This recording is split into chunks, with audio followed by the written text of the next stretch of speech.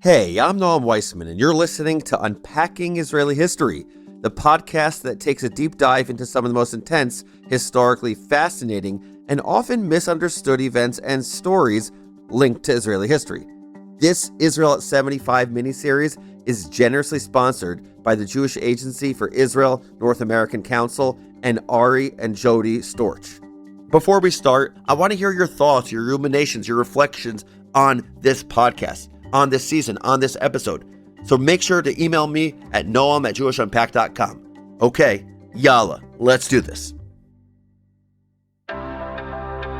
אנו מכריזים בזאת על הקמת מדינה יהודית בארץ ישראל. היא מדינת ישראל. We, the people of Israel, are prepared and anxious to meet the representatives of our neighbors without any preconditions. There are people in Israel and elsewhere say it's impossible to make peace between the Arabs and Israel or the Jewish people. I think they are wrong.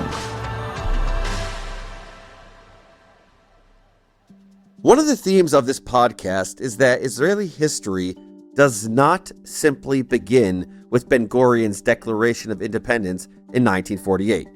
Seriously, look at our archive. 1/3 of our episodes cover events before 1948. That's by design. Because as I constantly remind you, the story of Israel is the story of a modern state in an ancient land. And yet we've never actually talked about Israel's first moments as a state, about the 6 months between the UN partition plan, when the world officially carved out a sliver of real estate that the Jews could call their own, and the Declaration of Independence, when that Jewish state shifted from promise to reality. I can't think of a better time to tell that thrilling, painful, bloody, miraculous story than the lead up to Israel's 75th birthday. So for the next 3 weeks, we're going to do something different. Consider the next 3 episodes as one long story told in mostly chronological order. We won't skip around. We won't recap at the end with 5 fast facts. I'm not going to share what I find to be the enduring lesson or even a letter from a listener. Until we reach the last chapter, we're telling one story that starts with a UN vote to officially partition Palestine and ends with the moment Ben-Gurion declared Hakamat Medina Yehudit Be'eretz Yisrael, Hi Medinat Yisrael. The establishment of a Jewish state in the land of Israel, the state of Israel. It's a story in 3 parts, triumphant and tragic in turn, a story of war, a story of sacrifice, and ultimately, a story of liberation. The final chapter of which we'll recount on the 75th anniversary of Ben-Gurion's declaration. This isn't the start of Israeli history, but it is where the state of Israel officially begins. David Ben-Gurion knew that war was coming. It had been bubbling around the edges of everyday life for some time now. Sporadic Arab attacks on Jewish communities, reprisals from the hardline Jewish paramilitaries, mixed signals from the Brits, who seemed entirely ready to wash their hands of this fractured land and its fractious inhabitants. Occasional tensions between the 3 Jewish paramilitaries, whose different approaches often had them butting heads. In short, the Yishuv was ready to ignite. And yes, we've talked about all these things before. Check out the show notes for a refresher. The only question was what kind of fight it would be. Would the Yishuv face its first real war as a self-determining country with an organized army? Or would the world decide that there would be no Jewish state, leaving the Yishuv at the mercy of Arabs both within and outside of Palestine? On November 29th, 1947, delegates from around the world gathered on Long Island, New York to answer that question. Side note, not what I think about when I think about Long Island. But here it was, at last, the result of so many years of planning and praying and hoping, of fighting and dying and defying. Finally, the UN would decide whether to split the area known as Palestine into 2 states, one for Arabs, one for Jews, with Jerusalem under international control. As the delegates half a world away voted on the future of Palestine, the land's inhabitants, Jews and Arabs alike, huddled around their radios, and you could imagine it, stomachs churning with anxiety or excitement, each acutely conscious that this was it. Jews around the world prayed that the world would recognize the right of a stateless minority to return to its ancestral homeland. Meanwhile, most Arabs hoped with equal fervor that the world would end this foolish Zionist gambit once and for all. All they needed was a 2/3 majority in either direction, and then the Jews would either have a state or they wouldn't. Imagine the tension in living rooms, in government buildings, in cafes, on the streets. Everyone was glued to a radio as the faraway voice of Osvaldo Aranha, the president of the UN General Assembly, read out the votes. Nerd Corner alert. There's a reason several streets in Israel are named after this guy. Though he wasn't Jewish, Aranha was a staunch Zionist. So when he suspected that the Zionists wouldn't have enough votes to achieve the two-state solution, he asked his allies in the UN to delay the vote by giving extra long speeches. It's nuts. With the vote delayed, the Zionist camp was able to lobby hard, ultimately gaining the majority needed to officially partition Palestine. So he must have been pretty satisfied as he read out the names of the countries who had just created the world's newest states. Afghanistan, no. Argentina, abstention. Australia, yes. All the way through. Venezuela, yes. Yemen, no. Yugoslavia, abstain. The resolution of the Dutch Committee for Palestine was adopted by 33 votes, 13 against, 10 abstentions. The UN General Assembly erupted in applause, but it was nothing compared to the Yeshu celebration. Jewish people dancing, crying, clapping, lighting bonfires, waving flags, hoisting each other aloft as though at a wedding. The Israeli author Amos Oz later recalled the night of the UN vote. He was 8 years old, living in Jerusalem, which would soon be, in his words, besieged, shelled, starved, the water supply cut off. But that night, as Aranha tallied the votes over crackling radio waves, Oz's father, Aryeh, crawled into bed with him. Both of Amos Oz's parents were refugees from Europe, with relatives who had not made it out in time. And so both knew exactly what this vote meant for the Jewish people.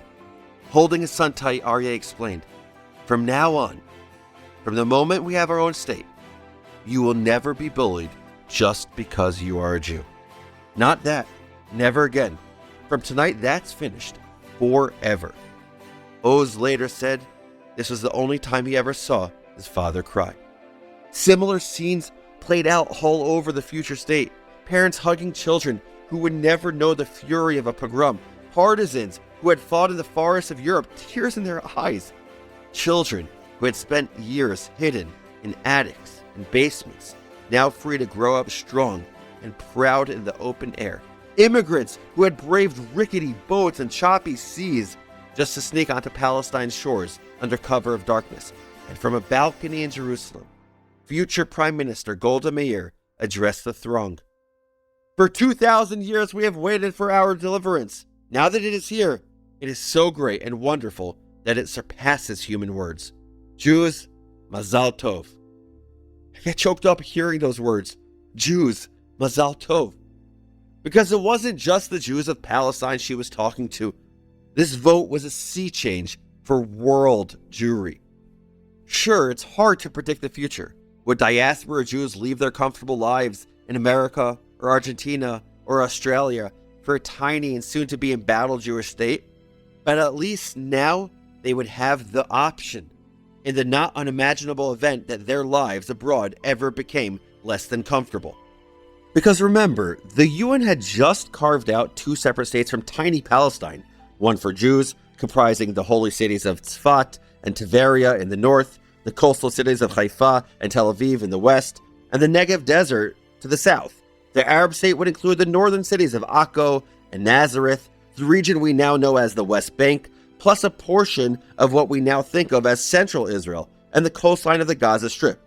Jerusalem, that fraught and sacred city, would be placed under international control. Was this exactly what the Jews had been waiting for? No, it wasn't. This plan carved up the land clumsily, turning the spiritual and national capital of the Jewish people into international property. Certainly revisionist Zionists, who believed that Israel should include even the east bank of the Jordan River, were less than thrilled. But it was a state, a tiny, flawed, vulnerable state where the Jewish people could finally be free, and so the streets teemed with celebration. But not everyone was celebrating. Nope, not everyone. David Ben-Gurion wrote later, "I could not dance. I could not sing that night. I looked at them so happy dancing, and I could only think that they were all going to war." He was right. Even if most of the Yishuv wouldn't realize it for weeks. For most of the Arab world, state building was a zero-sum game. Two states meant that they had lost. But Palestine's Arabs weren't going down without a fight, and soon volunteers from across the Arab world would join them. By 8:20 the next morning, Arabs in Jaffa and Jerusalem and Haifa began to mobilize. A group of 8 Arabs ambushed one bus, then another. Throughout the day, snipers shot into Jewish neighborhoods. All told, at least 8 Jews died that day, the first casualties of a war that would ultimately cost the nascent state 1% of its population. A day after these attacks, the Arab Higher Committee in Cairo called for a 3-day Arab strike in Palestine, which ended up being accompanied by riots, lootings, and destruction of Jewish property. Jerusalem's streets boiled and seethed. The British, who had administered Palestine since 1922, stood by, some even participating in the looting as the Haganah tried desperately to defend its community. Civil war had come to Palestine. In previous episodes, we've alluded to the war that Israelis call Milchemet HaShichror, or the War of Liberation, and Palestinians call Al-Nakba, the catastrophe. And the way we've always described it is that the day after Ben-Gurion declared independence, 5 or 6 or 7, depending on how you count them, Arab armies attacked the newborn Jewish state. The IDF fended them off. Israel emerged with a lot more territory than it had originally been allotted in the partition plan. Egypt took Gaza, Jordan took the West Bank, and the tiny Jewish state proved its mettle against its much bigger neighbors. And to be clear, all of that is true. That's not the whole story. There is a whole story before that whole story. And it's a really interesting and important story. Because before the Declaration of Independence on May 14th, 1948, before the invasion of the Jewish state by multiple Arab armies on May 15th, Palestine would buckle and convulse under a wave of violence that few at the time recognized for what it was, the opening act of a war. Sounds ridiculous, right? How can you not know you're at war? Turns out pretty easily when you live in one of the most contentious places on earth. Seriously, it sounds dark, but sporadic outbreaks of violence were and still are more or less status quo in the region. The Yishuv caught on soon enough that something bigger was happening here, because for the first few months after that fateful UN vote, Palestine's Jews found themselves constantly on the defensive. The general pattern went something like this, though of course, different people with different viewpoints would portray the order of events a little differently. An Arab group would attack, Jews would fight them off. People on both sides would die, sometimes in horrific ways, all while the British, who knew that their days in Palestine were numbered, tried and failed to maintain their neutrality. In classic British fashion, the British High Commissioner, and no, I don't know exactly what that is, but I know it's important, insisted that the British withdrawal would be organized, leaving Palestine in a ship-shaped state. Very British, right? But the British High Commissioner was fighting a losing battle, because as you know from previous episodes of this podcast, again, check the show notes, the situation in Palestine had spiraled out of British control. They'd seen massacres and riots and strikes and a general Arab revolt. They'd been sabotaged and subverted by the Haganah, shot at and bombed by the Irgun and Lehi, and now they were exiting a country that didn't technically yet exist, but had just exploded into war. So it's not exactly a surprise that law and order was thin on the ground. Complicating the whole messy situation was a general inconsistency towards both sides. Officially, the Brits were supposed to defend themselves and protect anyone who was being attacked, which for the first few months of the war mostly meant Jews. So it's true that British soldiers did come to the aid of the vulnerable convoys that supplied Jewish Jerusalem, but they also handed over Jewish fighters to the so-called justice of Arab mobs, a justice that included lynching, mutilation, and death. And while the Haganah's official policy was restraint, havlaga, and defense, the hardline paramilitaries had no such compunction. The Irgun and Lehi repaid the British in full for every drop of Jewish blood they spilled, which in turn made the Brits all the more likely to make life difficult for the Jews. And that's to say nothing of their attacks on local Arabs. Yeah, it was a mess. So let me make it as simple as I can before I introduce a whole new layer of complexity.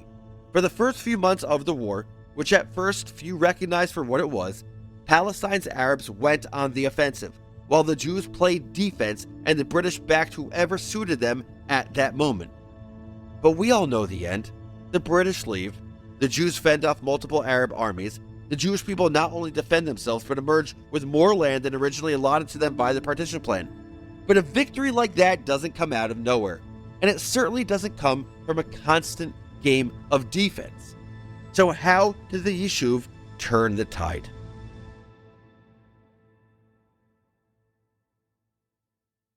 As we've said many times before, the story of Israel is a story of beating the odds. But in November of 1947, Israel's odds seemed pretty bad. Still, it was no accident that Israel emerged bloody but victorious in 1948. Because as I said at the start of this episode, David Ben-Gurion knew that war was coming. Back in 1946, he'd warned the delegates at the 22nd Zionist Congress that, quote, the land of Israel is surrounded by independent Arab states that have the right to purchase and produce arms, to set up armies and train them. There is danger that the neighboring Arab states will send their armies to attack and destroy the Yishuv. In other words, sure, constant low-level attacks are a pain, but I'm a lot more stressed about being flattened by Jordan, Egypt, and Syria. Ben-Gurion was not the sort of guy who sat by while the fate of his unborn country was at stake. It was he who reorganized the Haganah, helping it become, according to one British source, the most powerful force in the Middle East apart from the British Army. A good number of the Haganah's fighters were in fact veterans of the British Army, having thrown in their lot with the Brits against the Nazis during World War II. There's something so pleasing to me about the fact that the mighty Israeli army more or less owes its existence to a tiny little man with flyaway hair and a strong Eastern European accent. But it's true, it was 60-year-old diminutive Ben-Gurion who stood 5'3" on a good day, who shaped the core of what would soon become the IDF, one of the world's most formidable armies. Pretty cool. By 1947, the Haganah had started producing some of its own weapons, though it still lacked big-ticket capabilities like tanks and planes. It streamlined its branches and expanded its brigades. And most importantly, it prepared a shift in strategy that would grow more pronounced as Arab attacks grew more severe. This was no guerrilla force, no auxiliary unit embedded within another nation's army. This was finally the first proper Jewish army in thousands of years, and it was ready for a fight. As previous episodes have made clear, the Israel of 1947 and 1948 wasn't exactly the economic, military, technological powerhouse it is today. So when I say they were ready for a fight, I don't mean they were 100% confident in their weaponry or their abilities or their power. But the Jews had a number of things that their opponents lacked. And ultimately, it was those things, many of them intangible, that made the difference. I mean, think about the state of world Jewry in 1947. Pause. Think about it. Close your eyes. Try to imagine it. We're 2 years out from the Holocaust. A third of world Jewry is simply gone.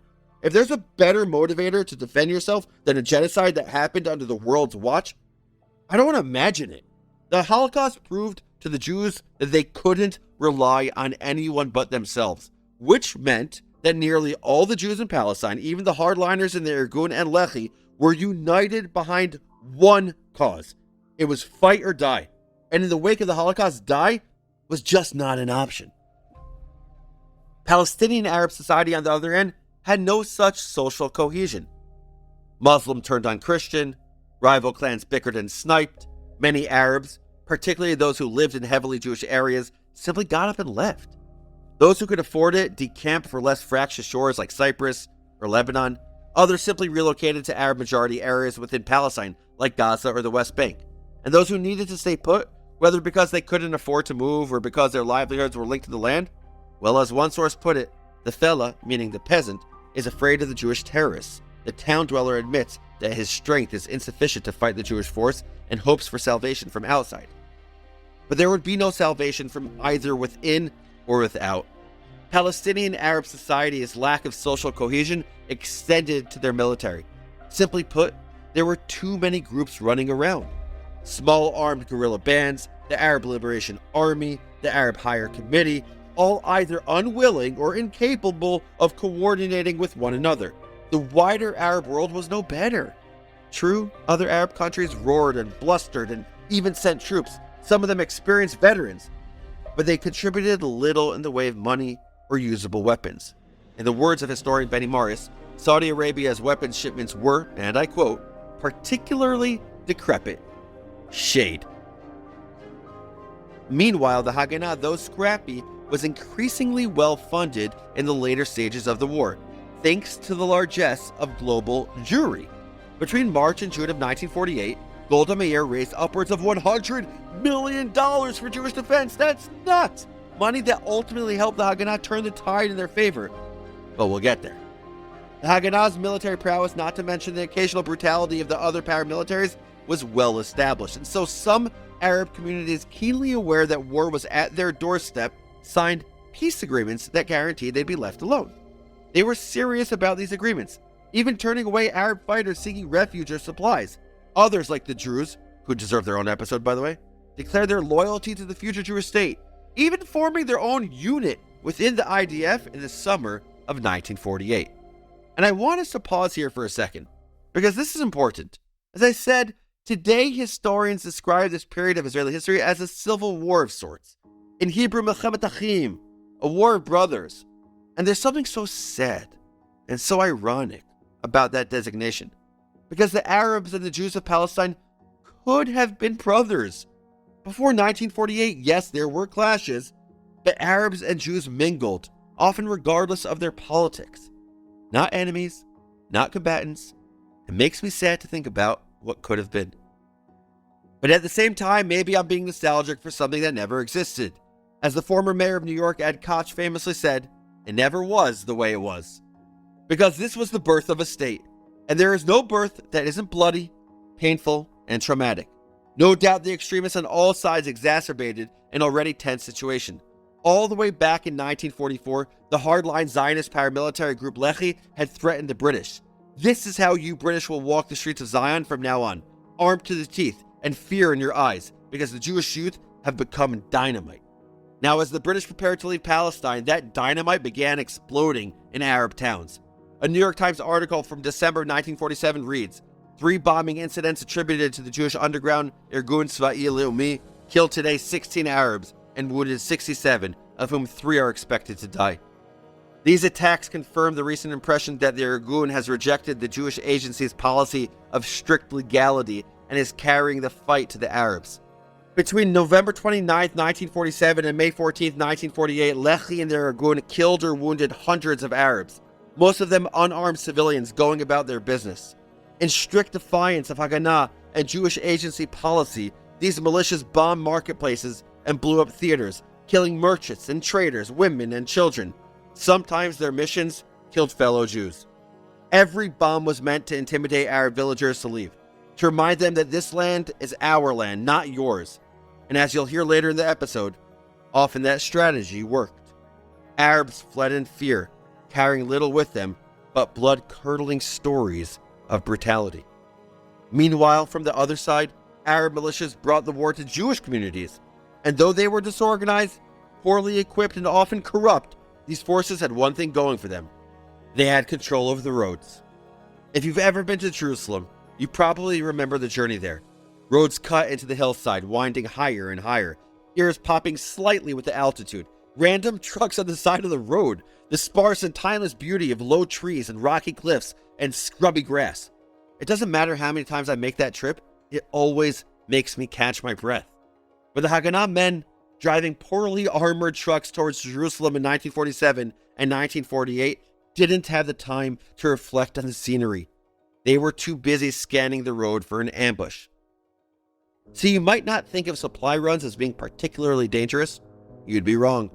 Because the Yishuv and the Haganah may have enjoyed social cohesion and conviction and money and soon weapons, but many of its communities were geographically isolated, boxed in on all sides by Arab villages, and without heavy weaponry like tanks, the convoys that supplied these isolated communities were at serious risk of attack.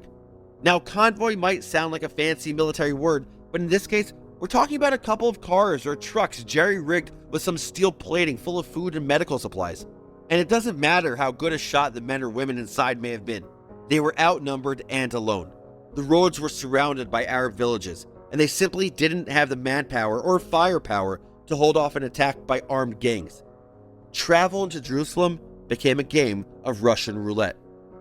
Okay, maybe you're asking, why not just forget about supplying these isolated communities and focus on a more defensible position? Well, because there were 100,000 Jews living in Jerusalem, and without supplies, they'd starve. And so the roads became a battlefield. Of the 136 supply trucks sent to Jerusalem in March of 1948, only 41 made it. 41 out of 136. To add fuel to the fire, every attack on a Jewish convoy touched off a revenge attack courtesy of Etzel and Lehi. Innocent people, Jews and Arabs alike, were dying. Arab states were howling. The entire region seemed poised on the brink of a bloodbath with potentially global consequences. And that's why, on March 17th, 1948, the U.S. approached the UN Security Council to suggest the unimaginable. That the partition plan be revoked, and an alternate solution found. One that would be less, shall we say, violent. Yeah, let me say that again, because it's crazy. Israel and the U.S. both like to emphasize their special relationship. Pundits have written endless think pieces about the Israel lobby, some accurate and some tipping over into anti-Semitic conspiracy. But few articles say much about the two states' rocky beginnings. Because though the United States voted in favor of UN Resolution 181, the eruption of civil war in the region really freaked them out for reasons I'll explain in episode 3. Understandably, Yishuv leadership was livid and frankly afraid. The Jewish Agency called the decision shocking. We are at an utter loss to understand the reason. But the Jews of Palestine, centrists and hardliners alike, had no intention of kowtowing to international pressure. The U.S.'s new position was a big impetus for what happened next. Because David Ben-Gurion was not going to let his new state die before it ever had a chance to live. He would prove to everyone, the Arab states, the Americans, the whole damn world, that Jews were not merely victims. They would show teeth if they had to. So he and the Yishuv leadership came up with a plan. They called it Tochnit Dalet, or Plan D. You might be wondering what happened to Plans A through C. In typical Jewish fashion, the Yishuv leadership debated their next move for a while. Plans A through C were merely the previous, never implemented drafts of the final plan. We like to give different perspectives on unpacking Israeli history. Depending on who you ask, Plan D was either a totally neutral, even positive plan for defending the Jewish state, an ugly but necessary evil, or an unjustified policy of ethnic cleansing. I mean, just listen to these two very different descriptions from Israeli and Palestinian textbooks. According to Israeli textbooks, in April of 1948, the Yishuv leadership went on the offensive with Plan Dalet. The goals included gaining control of the roads, capturing Arab villages in strategic locations overlooking roadways, gaining control of Arab neighborhoods in the mixed cities, and the conquest and evacuation of villages representing a threat to Jewish population. Via Plan Dalet, the Yishuv leaders intended to take control of the territory allocated to the Jewish state under the partition plan. I don't know, sounds pretty neutral, even justified, simply taking control of what was promised. But Palestinian textbooks tell a very different story. Plan D called for waging a wide-scale attack in order to seize Palestinian lands and keep them after the withdrawal of the British forces from Palestine. In this regard, Yigal Yadin, commander of the Palmach, declared, were it not for the entry of the Arab armies, there would not have been a way to stop the expansion of the Haganah forces, which would have been able to reach to the western natural borders of Israel, as most of the enemy forces were paralyzed at that time. Which sounds a lot less neutral, doesn't it? This textbook paints the Haganah as violent, and expansionist, and it makes the invading Arab armies sound noble, stepping in to defend the Palestinians rather than attacking unprovoked. It's a valuable reminder that the two sides see the war through completely different lenses. Officially, Plan D's only goal was the defense of the Jewish state along its 1947 borders, as described in the UN partition plan. But in practice, the plan did require the evacuation or destruction of Arab villages that dotted the way to Jerusalem. Ben-Gurion was done losing his people. It was time to take back the roads, which is how the Haganah, whose policy had so long been restraint and defense, came to adopt a policy of either conquering or destroying strategically placed Arab villages that might pose a danger to the Jewish convoys making their way towards Jerusalem. By April 1st, 1948, the Haganah was ready to put Plan D into action. Golda Meir had returned from the first of two fundraising trips to the US with $50 million, enough to buy a huge shipment of desperately needed weapons from Czechoslovakia. That's over $600 million in today's money.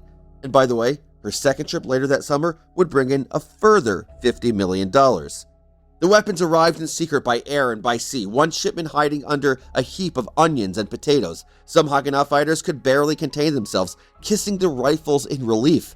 Finally, the top brass could stop borrowing weapons from local units or even random Jewish settlements, which were understandably not particularly enthusiastic about giving up their guns. So the Haganah had the arms, the will, the plan. Now it was time to turn the tables. Plan D's first operation battle was called Operation Nachshon. And side note, this is another one of those things that gives me chills, because the operation was named after the biblical figure Nachshon, the son of Aminadav, who according to the rabbis was the first person to walk into the Sea of Reeds during the Exodus from Egypt. Before the seas even split, Nachshon had enough faith in God that he waded into the sea until the water reached his neck. Only then did God part the waters. Israel's founding fathers were largely secular, but they treated the Hebrew Bible as history, poetry, inspiration. Because what were they doing if not conducting their own exodus, ushering in the Jewish people's liberation? Now, of course, me sitting here in sunny Florida, I wish that Jewish liberation didn't involve any bloodshed, but in April of 1948, the Jewish people felt they had no choice. The way they saw it, they could go on the offensive, securing their borders before the inevitable Arab invasion, or they could keep playing nice and dying on the roads. They chose the offensive. Operation Nachshon had two directives. The first was to safely send a convoy from Kibbutz Choda in central Israel to Jerusalem. The second was to ensure that the road from Choda to Jerusalem would remain clear for future convoys. And to do that, the Haganah had to accomplish their second directive, conquering villages. They started with Al-Kastal, a small but strategically important village west of Jerusalem that overlooked the road. Nerd alert! The town was named for the Crusader castle that had been built there, a reminder both of European conquest and of the Muslim might that drove the Crusaders from the Holy Land. No doubt, the name held great resonance for the Arabs defending it. But they didn't stop with Al-Kastal. They blew up the HQ of one of the militias operating in the area, killing dozens of fighters and prompting the Arabs of nearby villages to flee. And then for good measure, they conquered two additional villages, securing the western portion of the road to Jerusalem. Kibbutz Choda's convoy reached Jerusalem without incident, but with great fanfare from the city's Jews, who cheered from the sidewalk as the 60-car convoy chugged its way through the streets. This mission, at least, had been victorious. But that wasn't true of Tochnit Dalit's other missions. See, the Haganah had conquered Al-Kastal relatively easily, but they hadn't given much thought to holding it. So when Abd al-Qadir al-Husseini launched the attack to take back Al-Kastal, the Haganah scrambled to defend their position. And though they managed to kill Husseini, effectively crippling the army of the jihad, they lost many fighters to the wrath of Husseini's men. And so Tochnit Dalit took on an additional dimension. The Jewish paramilitaries had to be prepared to hold their positions. Otherwise, their victories were fruitless and short-lived. Which brings us to a tragic chapter in this story. You see, once they realized their mistake, the Haganah had asked one of the other Jewish paramilitaries, Etzel, the Irgun, for help holding Al-Kastal. but Etzel chose instead to conquer a different Arab village near Jerusalem. "Fine," the Haganah said. "Just make sure you hold the village once you take it." But I don't think Etzel interpreted that command exactly how the Haganah intended. Because the village they chose to conquer was called Der Yassin. We did a whole episode on Der Yassin way back in Season 1. The link is in the show notes. Perhaps they chose Der Yassin because it was very close to the Jerusalem neighborhood of Givat Shaul. And true, the residents of Der Yassin had attacked Jews in the riots of 1929, but that was decades in the past. And by 1947, the Arab village had signed a non-aggression pact with its Jewish neighbor, even turning away Arab forces who showed up asking for shelter or support. Well, mostly turning them away. Because in April of 1948, there were reports that the village was sheltering Iraqi and Syrian irregulars who had begun firing on their Jewish neighbors. So despite the non-aggression pact, Etzel decided it was time to conquer the village and ensure the Jews of Jerusalem were safe. And I want to be crystal clear about something. I keep using the terms conquer and hold. Conquer the villages, hold the positions. But these are pretty ambiguous terms because conquer can include a lot of things. It can mean killing all the inhabitants of a village. It can mean letting civilians go but razing the village to the ground. It can mean turning the village into a military base, ensuring that its inhabitants cannot come back. I'm not going to shy away from the fact that Etzel discussed and decided against killing all the village's inhabitants, but I do want you to know that Etzel High Command gave explicit orders not to harm the women, children, and prisoners of war. The command was ignored. We've already recorded an episode that recounts the gory details, and I strongly recommend you listen to that. Etzel and Lehi killed more than 100 people, combatants and civilians alike that day. The death toll was soon inflated to 250 plus, and along with the casualty rate, stories of Jewish atrocities, some no doubt true, some almost certainly exaggerated, began to circulate through the Arab countryside. A man ordered to throw his child into an oven, then thrown in himself when he refused. A boy tied to a tree and set on fire. Mutilation, rape, looting. Yair Tsaban, a former member of Knesset and Palmach fighter, testified years later that I don't remember encountering the corpse of a fighting man. Not at all. I remember mostly women and old men. Why am I telling you these gruesome facts? Am I trying to demonize Etzel and Lehi? Trying to make Israel look bad? No, I'm not. I'm trying to tell a full story here. To show both sides. To show all sides. But I'm also trying to explain what happened next. Because you have to understand, Der Yassin as a village had limited strategic value. But as a story? As a rumor of Jewish brutality? As a propaganda tool for all sides? It may have been the most important battle of the war on those terms. Its legacy has reverberated for 75 years and counting. As reports of Zionist brutality spread throughout the Arab world, again some fact, some fiction, Arab villages began emptying out. No one wanted their village to be the next Der Yassin. Etzel's leader, Menachem Begin, later commented that the legend of Der Yassin was worth half a dozen battalions to the forces of Israel. Panic overwhelmed the Arabs. Even his rivals agreed. David Ben Gurion, the British, Israel's left wing, all pointed to Der Yassin as a decisive factor in the mass Arab exodus from Palestine. But this is the Middle East, where the concept of an eye for an eye was invented. The Egyptians and Jordanians had been on the fence about whether to send in troops to fight the Jews once the British were out, but reports of the brutality of Der Yassin, as well as Palestinian military setbacks, crystallized their resolve. The Jews had to be stopped. The massacre had other, more immediate consequences. 4 days after Der Yassin, hundreds of Arabs ambushed a 10-vehicle convoy filled with doctors, nurses, students, professors, and wounded Etzel fighters on the road to Hadassah Hospital in Jerusalem. 6 of the vehicles were able to turn around and flee to safety. The other 4 were not. The shooting went on for hours. With the convoy's defenders exhausted their bullets, the Haganah's rescue efforts were repelled. The Arab militias got closer and closer. They set the vehicles on fire, burning 78 victims alive. I'm not telling you this to talk about the nature of good or evil or demonstrate who was good and who was bad. I'm telling you this because I want you to understand the more existential issue of war. Namely, that war is hell. All of it. that the 6-month period between partition and independence indelibly shaped the competing and enduring narratives and traumas of Israelis and Palestinians alike, and that the state of Israel was born in a lot of blood, some of it sacrificed on the battlefield, some of it stolen in a brutal cycle of revenge. Whatever your opinion on the Israeli-Palestinian conflict, it's important that you know this. Both sides went through hell. Ben-Gurion knew that more was coming, that these constant attacks were nothing in the face of a full-scale Arab invasion. And despite the partial success of Nachshon and its follow-up operations, Israel's survival was nowhere near guaranteed. We know what happens next.